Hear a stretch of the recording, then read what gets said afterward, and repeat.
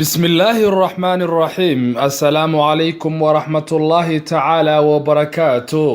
نبض odayaal idin lahaantiinba meel kastaad ka joogtaan daafaha caalamka iyo dunida dacaladeeda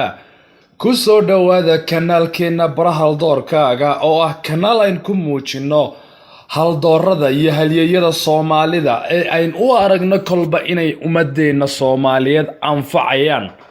baranayaana taariikhdooda haldoorada maanta aynu soo jeedinayna waxa weeyay afarta haldoor ee ugu magaca weyn uguna hadalhaynta badan ganacsigoodana uu ka gudbay qaarad ama gobol kuwaasaynu isla eegi doonaa maanta ee ku soo dhawaada kanaalkeena barahaldoorkaaga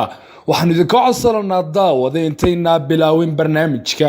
inaad kanaalkeena saartaan subscribe like comment and share lana wadaagtaan akhyaartiina kala duwan ee ku nool daafaha caalamka iyo dunida dacaladeedna aan bilowno daawadayaal number 1 Axmed Cali Nuur Jimcaale waa hantiilaha iyo mulkiilaha shirkadda Albarakaat waa maalgashadaha ugu weyn Soomaalida waana nimanka ugu dhaqaalaha badan Soomaalida waana hormuudka ama hoggaanka shirkadda Albarakaat ee isgaarsiinta waxa lagu qiyaasaa hantidiisa ilaa dhowr bilyan hantiilaha labaad waa Maxamed Siciid Ducaale Dahabshiil waa ganacsadaha ugu faca weyn uguna xarumaha badan Soomaalida waa nin ka talaabsaday amba ka gudbay qaaradda Geeska Afrika ama qaaradda Afrikaba qaaradaha kale ee dunida ayuu u gudbay waa haldoor Maxamed Siciid Ducaale waa mulkiilaha shirkadda Dahabshiil Group waxa uu 126 dal ku leeyahay xarumo kala duwan oo shirkadda Dahabshiil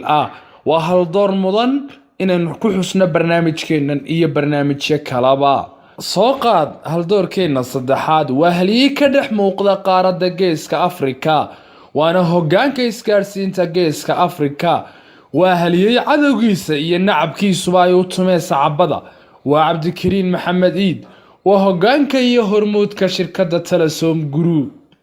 haldoorkeena afraad uguna magaca way Soomaalida waa Axmed Cismaan Geella Arab waa halyeyga ima maalgashadaha iyo waliba dhulkashadaha ugu weyn Soomaalida waa mulkiilaha shirkadda KSK iyo shirkadda facaweyn ee Coca-Cola waa halyey khiyaameeyeen kuwii wax u taraayay waa halyey Cabdi Axmed Cismaan Geella Arab intaasaynu ku soo gabagabeynaa daawada barnaamijkeenan inta iyo kulan dambe oo xiiso leh wassalaamu calaykum wa rahmatullaahi ta'ala wa barakaatuh